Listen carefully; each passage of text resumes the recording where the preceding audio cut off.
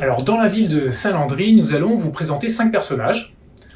Jean, 35 ans, qui travaille dans le tertiaire et qui a 2 filles, Laurel et Élise. Fleur, 45 ans, directrice générale des services de la ville. Amélie, 39 ans, responsable du service enfance-petite enfance. On aura Nadine, 50 ans, qui gère l'accueil de la ville. Et enfin Jérôme, 49 ans, faisant partie de la direction technique voirie. Notre journée commence avec Jean et sa famille en train de prendre son petit déjeuner. Donc il consulte la météo sur Ma Ville dans ma poche pour voir s'il va pleuvoir dans l'heure sur son trajet ce matin. Et du coup, il va choisir son transport en conséquence. En un clic, c'est fait. Quant à Amélie, comme chaque matin en arrivant au centre administratif, elle se connecte sur le portail Agent le guichet et vérifie quelles sont ses nouvelles demandes et celles en retard d'instruction, afin de définir le programme de sa journée. Et il fait beau, Jean va amener ses enfants à pied, et c'est lui qui ira chercher ses enfants à la sortie des classes. Du coup, il jette un œil sur le menu de la cantine pour prévoir un gros ou un petit goûter avant d'aller à la piscine. Nadine, de son côté, arrive à la mairie et ouvre le guichet d'accueil pour démarrer sa journée. En attendant de recevoir les premiers visiteurs, elle se connecte au back-office de Ma Ville dans ma poche et ajoute une tuile « Journée du patrimoine » qui permettra aux utilisateurs de découvrir toutes les animations proposées par la ville à l'occasion de ces journées. On retourne chez Jean, tout le monde est prêt, c'est parti. En sortant de son domicile, il constate un lampadaire défectueux à proximité de son domicile. Il le signale rapidement en utilisant son appli. Après avoir déposé les enfants à l'école, il jette un coup d'œil sur l'app pour savoir s'il y a des vélos en libre service. Et s'il prend un autre chemin pour récupérer un vélo à une autre borne. De son côté, Amélie constate une nouvelle demande d'inscription à l'accueil loisir. Elle l'ouvre et vérifie le contenu de la demande que Jean a envoyé la veille pour inscrire sa fille Laurel. Le justificatif de carnet de santé n'est pas lisible. Elle met alors la demande en attente de complément et envoie un message via le fil de discussion Le Guichet pour informer Jean.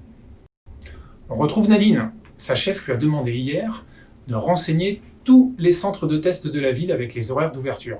Nadine est donc en train de renseigner ses points d'intérêt ce matin à 8h. Les centres apparaissent désormais parmi les points d'intérêt de la ville. Et en milieu de matinée, Jean reçoit un mail de sa direction qui lui indique une suspicion de Covid à son bureau. Donc il va devoir se faire tester. Heureusement, il a vu que sa mairie a mis en évidence dans l'application tous les centres de test et leurs horaires. Et donc il pourra y aller entre midi et 2. C'est à 2 stations de métro. Fleur a sa revue mensuelle le lendemain avec le maire pour faire état de la qualité de prise en charge des demandes usagers. Elle consulte le rapport de pilotage généré par le guichet pour construire sa revue mensuelle. Jean va prendre un sandwich sur place. Ça tombe bien parce qu'il y a une promotion qui vient d'apparaître sur son application, pas loin du centre de test. Une nouvelle sandwicherie vient d'ouvrir et offre une boisson pour tout achat d'un sandwich. Et Fleur, de son côté, a dû gérer un problème important. Son directeur des installations lui apprend que la piscine doit être fermée. Le responsable de la piscine a mis à jour et envoyé une alerte via Ma Vie dans ma poche pour signaler la fermeture de la piscine. Alors rappelez-vous, Jean avait fait un signalement le matin et il est impatient. Donc il appelle la ville pour son lampadaire défectueux. Et c'est Nadine qui va recevoir l'appel de Jean. Donc sa fiche individu avec ses demandes rattachées est automatiquement remontée. Nadine informe Jean de la durée de traitement habituelle pour des problèmes d'éclairage public, celle-ci étant de 2 semaines environ. Et elle note aussi que la rue de nuit est actuellement dangereuse pour les piétons. Elle ajoute ces éléments au sein d'une note interne qu'elle adresse à Jérôme. Jérôme, pour sa part, est en télétravail aujourd'hui. Sur son portail web Agent, le guichet, il découvre la note interne de Nadine. À partir de celle-ci, il accède à la demande de signalement de Jean sur son lampadaire défectueux. Notant l'urgence, Jérôme passe le signalement à instruire. La demande est alors envoyée vers l'outil GMAO afin de lancer l'intervention terrain. Et en consultant son téléphone, Jean découvre l'alerte qu'il vient de recevoir. La piscine vient de fermer pour une raison technique.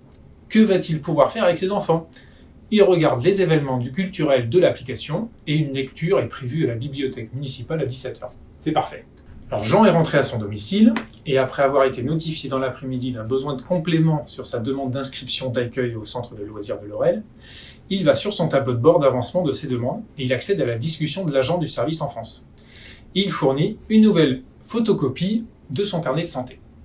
De son retour à domicile, Amélie profite d'un moment de calme pour préparer les prochaines vacances et notamment renouveler son passeport. Faisant partie de la ville de Landry, elle accède au même portail usagé sur sa tablette pour découvrir l'ensemble des démarches et réaliser un formulaire de renouvellement passeport.